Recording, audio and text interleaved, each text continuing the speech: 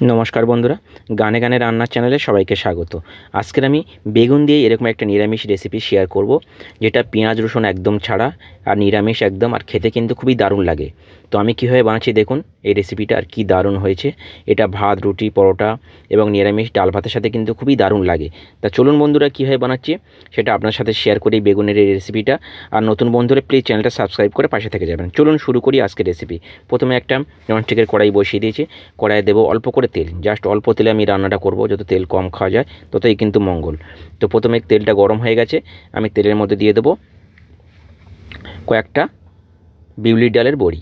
দেখুন এটা বাড়িতে বানানো বড়ি, কেনা বড়ি নয়। কেনা বড়িতে দেখবেন, কেনা বড়ি কীভাবে বুঝবেন, দেখুন এই তেলের মধ্যে দেবেন না, তেলটা পুরোটাই কিন্তু টেনে নেয় বড়ির মধ্যে। যখন বাড়িতে যে বড়িগুলো বানাবেন দেখবেন তেল কিন্তু পুরোটা আনবে না। তো বড়িটা ভেজে আমি তুলে নিলাম। এর মধ্যে দেবো 3টে শুকনো লঙ্কা। শুকনো লঙ্কা 3টে একটু জাস্ট একটু ভাজা ভাজা করে নেব। একটা গন্ধ ছাড়লে এর মধ্যে দিয়ে দেবো আমি 5 ফোড়ন। অল্প করে একটু তেলের মধ্যে 5 ফোড়ন দিয়ে দিলাম। 5 ফোড়নটা একটু ভালো গন্ধ ছাড়লে ভাজা ভাজা হবে। আর আমি দিয়ে দেবো এখানে দেখুন লম্বা লম্বা করে কেটে রাখা আলু। আমি এরকম আলু লম্বা লম্বা করে কেটে নিয়েছি, 2টো আলু। তো এই আলুটা বেশ ভালো করে ভেজে নেব। আলুটা নতুন আলু দিয়ে রান্না করছি, তো একটু ভালো করে ভাজতে হবে। নতুন আলুতে জল থাকে প্রচুর পরিমাণে, তো সেইভাবে ভাজি আমি। আপনারা সেইভাবে ভেজে নেবেন ভালো করে, যাতে আলুটা একেবারে সিদ্ধ। আমি কিন্তু এই রান্নাটা কিন্তু জল ছাড়াই রান্না করব। তো আলুটা যখন ভাজা ভাজা হয়ে যাবে আমি এখানে দিয়ে দেবো পেঁয়াজকালি।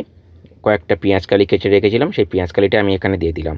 পেঁয়াজকালিটা আলুর সাথেও ভালো করে ভাজবো আমি। যতক্ষণ না পেঁয়াজকালিটা আলুর সাথে ভাজা ভাজা হচ্ছে ততক্ষণ কিন্তু আমি এইভাবে নাড়তে থাকবো।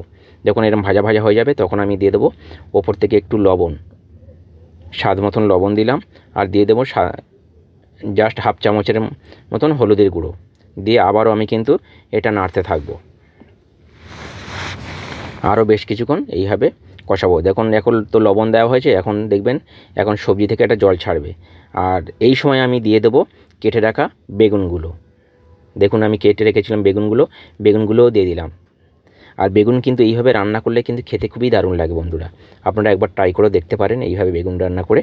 তো দেখুন বেগুনগুলো দিয়ে দিলাম। বেগুনগুলো বেশ এইভাবে নাড়াচাড়া করে নেব। করে যখন বেগুনগুলো ভালো করে এরকম ভাজা ভাজা হয়ে আসবে তখন আমি কিন্তু এখানে কিছু মশলা, গুঁড়ো মশলা অ্যাড করব।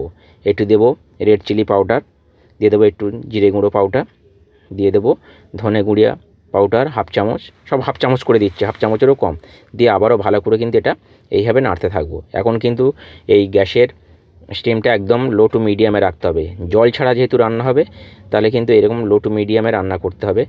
আর এখানে আমি দিয়ে দেবো ভেজে রাখা বড়িগুলো তো কিন্তু সিদ্ধ হবে, তো তাই আমি বড়িগুলো আগে একটু দিয়ে দিলাম। দিয়ে এইভাবে আমি এখন নাড়তে থাকবো। যখন এরকম নাড়াচাড়া করব তখন জল ছাড়বে, তখন আমি দিয়ে দেবো টমেটোগুলো। 2টো টমেটো, আমি বড় 2টো টমেটো দিয়েছি এখানে। টমেটোটা সবসময় একটু বেশি দেবেন, তাহলে কিন্তু খেতে কিন্তু দারুণ লাগবে বন্ধুরা।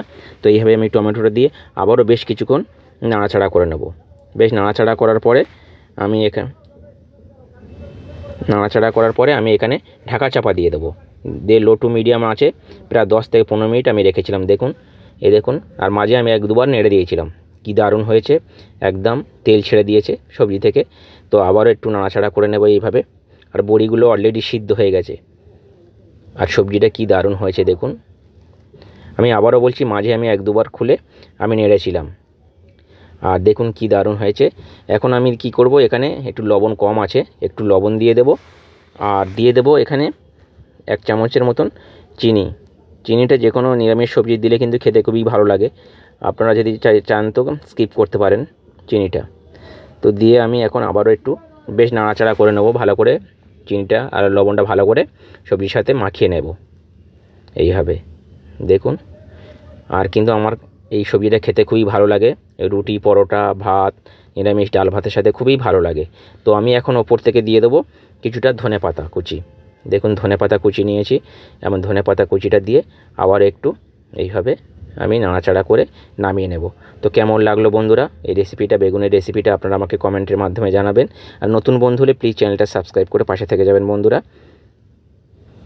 আর অবশ্যই করে পাশে থাকা বেল আইকনটা প্রেস করে দেবেন, তাহলে আমি যখন নতুন নতুন ভিডিও পোস্ট দেবো সবার প্রথমে নোটিফিকেশান আপনাদের কাছে পৌঁছে যাবে। আপনারা কিন্তু সবার প্রথমেই ভিডিওটা দেখতে পাবেন। দেখুন কি দারুণ হয়েছে, তাহলে আজকের মতন বিদায় নিই, সবাই ভালো থাকবেন। টাটা, বাই বাই বন্ধুরা। আবার নতুন রেসিপি নিয়ে আপনাদের সাথে শেয়ার করব। ততক্ষণে সবাই ভালো থাকবেন, সুস্থ থাকবেন।